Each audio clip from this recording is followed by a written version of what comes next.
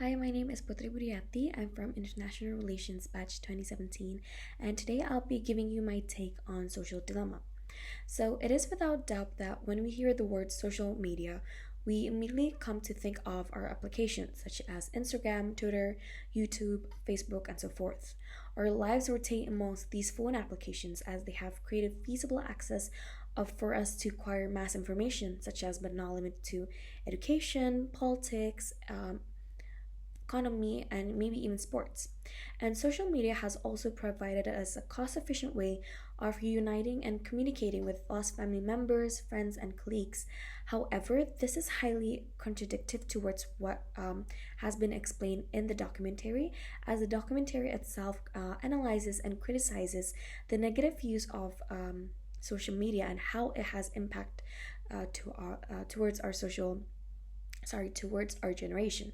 So the documentary starts with an introduction of how people's attention is sold to see what the advertisers are trying to sell.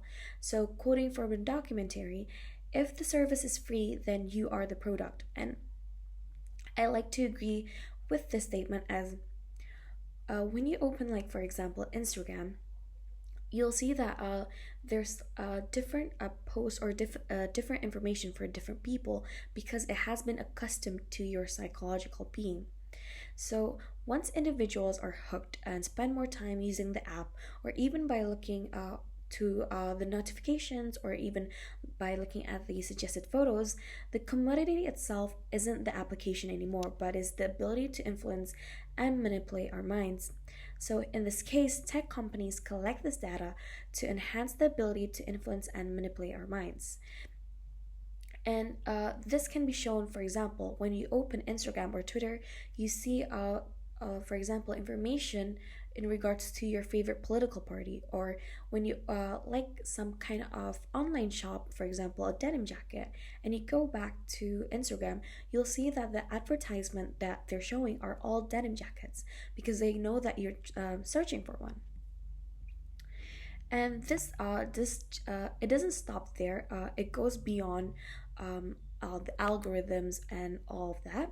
So one interview that stood out within the documentary was Tristan Harris, a former Google design ethicist who became aware of the consequences that lie each time a feature was enhanced to make it more attractive and addicting.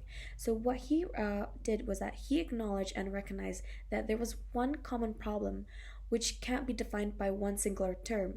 And when you go through along the movie, you can actually get what you can actually grasp what he means is that the problem is addiction to social media, addiction of just staying on your phone.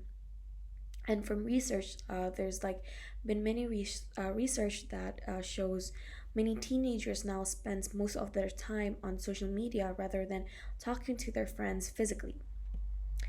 And what Tristan Harris said was that simply by creating notifications every time we receive an email, or even by alarming us with the latest news, we immediately open our phone to check the message that is being delivered to us. Without looking at the time, users may have used the application for more than 2 hours just by that one notification. And that's what tech and engineers, or that is what social media is trying to do. And although social media has provided a platform for us to discuss and has become a platform for public space for us to debate, you can't also deny that there has been a gap between opposing parties, for example, one that supports Trump and one that supports Biden, and those may clash on these social media apps. And I think one of the most recent cases was the case of where high ranking military officers in Myanmar were using social media, if I'm not mistaken, Twitter or Facebook, to create negative illustration and meaning towards Muslim Rohingyan people, so that if you can say, to push them out of the country. And that can be concluded as a form of hate speech.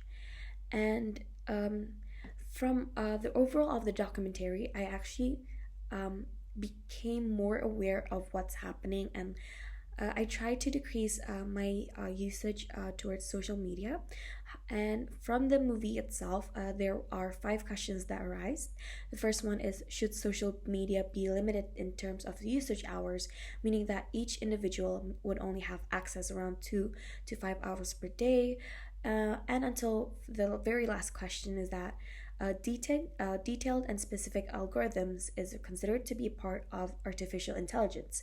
Is there a limit to this specific algorithms, and how do we know which social media application uses this type of algorithms?